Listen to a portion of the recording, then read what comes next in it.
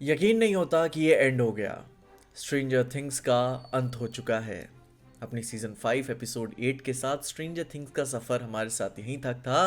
And I am gonna miss these characters so much यार।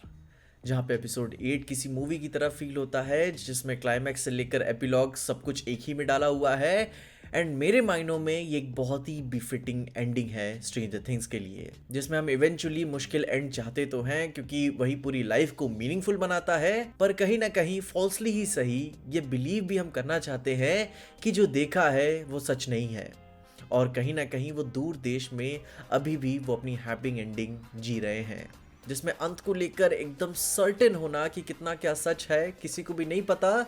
लेकिन आप यकीन करते हो, यकीन कर सकते हो कि अच्छा ही हुआ होगा। And yes, Netflix didn't crash this time. It was a very befitting ending and I loved it. जहां सीजन 5 का आखिरी एपिसोड अपसाइड डाउन वर्ल्ड को एक आखिरी बार खोलता है कि वेक्ना अपनी पूरी दुनिया को खत्म करने के लिए प्रिपेयर कर रहा होता है और पूरी गैंग को अपना सारा एड़ी चोटी का जोर लगाना पड़ता है इस पंचायत को एक आखिरी बार खत्म करने के लिए। And for sure stranger things को मैं बहुत ही ज़्यादा मैं मिस करने वाला हूँ। एंड ये शो का वेक्ना को हराने के बाद सबसे हैवी पार्ट यही था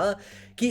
अब इस चीज़ से मूव ऑन कैसे करें, कि कैसे अपनी अपनी ज़िंदगियों में आगे बढ़ें। जहाँ हम सब ने इतना सब कुछ झेला है कि कोई शख्स तो पीटीएसडी से ही नहीं आगे बढ़ रहा है, कोई बस कहानियाँ ही बनाते रह जाएगा, कोई एकेडमिकली एक्सेल कर गया, किसी को अपना ज़िंदगी भर का प्यार मिल गया, तो कोई किसी को पता ही नहीं कि वो ज़िंदगी में आगे क्या करेंगे,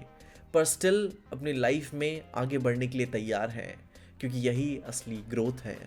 जहाँ पूरे एपिसोड का बेस्ट पार्ट ही उस गैंग का माइंड फ्लेयर के साथ लड़ना था एंड साथ ही साथ हेनरी के पास्ट को एक्सप्लोर करना, कि वो मोमेंट जहाँ पे जेमी कैंपबेल बोवन ने एकदम मास्टर क्लास दी हुई है एक्टिंग की, कि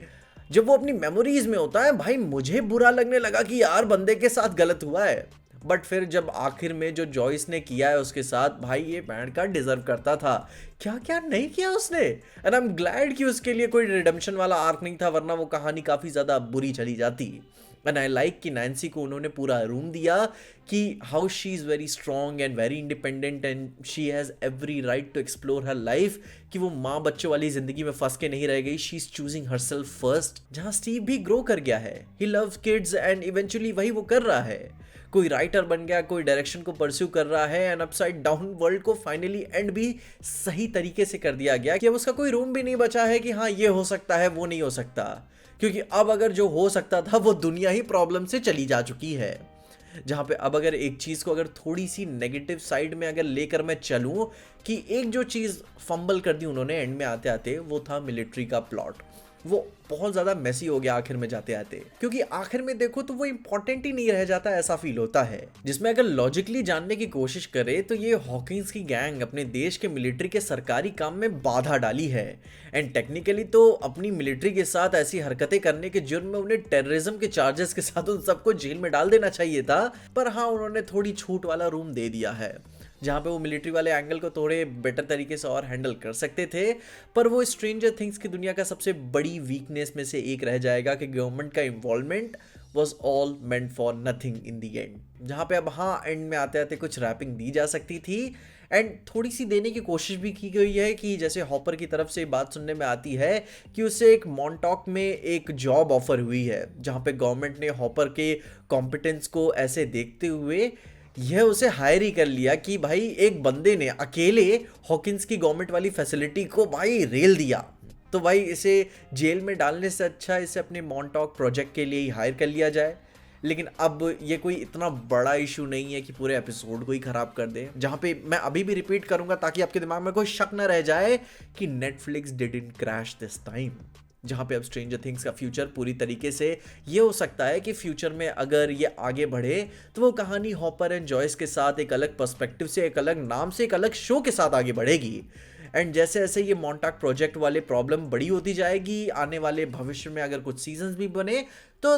धीरे धीरे पुरानी कास्ट भी वापस आ सकती है, पर वो फ्यूचर की बात है, वो कंप्लीटली एकदम नए शो की कहानी है। एंड अभी ओवरऑल देखें तो ये पूरा episode and season 5 was greatly fulfilling, जहाँ पे मैं ऐसे कोई मास्टर क्लास वगैरह या फिर मास्टर पीस वगैरह कंसिडर नहीं करूँगा,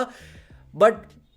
it was a great great cultural event for all of us. मैं बोलूँगा जैसे बोलते हैं ना एंड गेम मूवी, आप बहुत ऐसे मास्टरपीस नहीं बोलते हो, nostalgia and personal deeply personally invested होने की वजह से आप भले ही उसे मास्टरपीस बोल दो,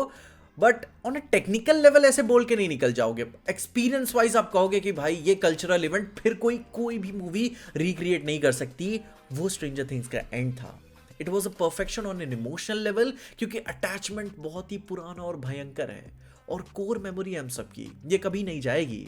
पर साथ ही साथ इसकी कमियों को भी मैं एक्नॉलेज करता हूँ कि कुछ चीज़ें रह गई जो उनके साथ निकल जाएंगी, जैसे कि एपिसोड 5, 6, 7 फ्लैट रह गया और प्रपोजल वाला सीन लैंड नहीं किया जहाँ सारे कैरेक्टर्स को अपनी जर्नी मिली, एंड पर स्टिल कुछ थोड़ा सा ऐसा मिसिंग वाली फीलिंग रह जाती है, एंड दैट्स फाइन। कभी भी लाइफ में हर चीज़ नहीं मिलती। एंड एंड में जैसा शो में बताया है, एक्सेप्टेंस ही आपके पास बच के रह जाता है कि आपको अपने लाइफ के साथ आगे खुश होके से बिताना है, and that breaks your heart into million pieces. And yes,